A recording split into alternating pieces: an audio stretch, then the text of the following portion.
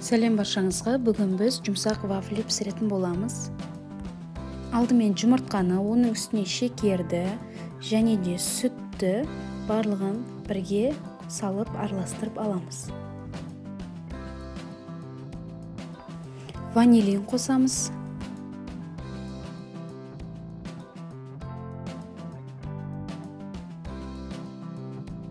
Жақсылап араластырып, бір келкі массаға келтіреміз. Оның үстіне еріген сары майды құямыз. Нақты құрамы астында описаниеде жазылып тұрады.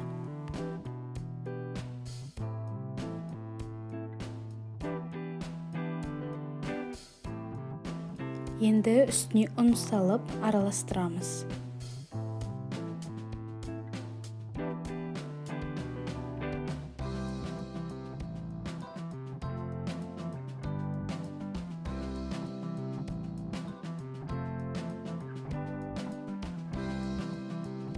Разрыхлитель салуды ұмытпаймыз.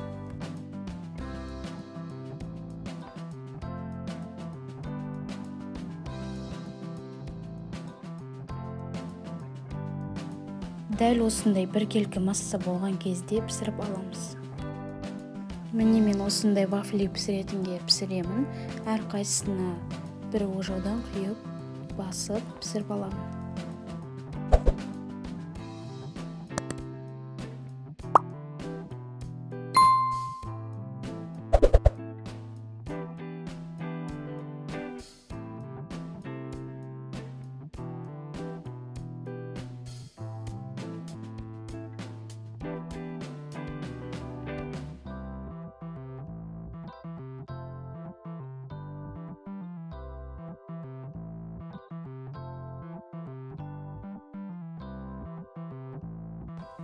Міне осындай әдемі болып қызарып піседі, ала берсек болады енді. Дәмі өте керемет, жұмсақ шығады. Сіздер де жасап көріңіздер. Видеоны соңына дейін көргендеріңізге рахмет. Мені қолдап, каналыма тіркеліп, видеоларыма лайк басып, колокольчикті басып қойыңыздар.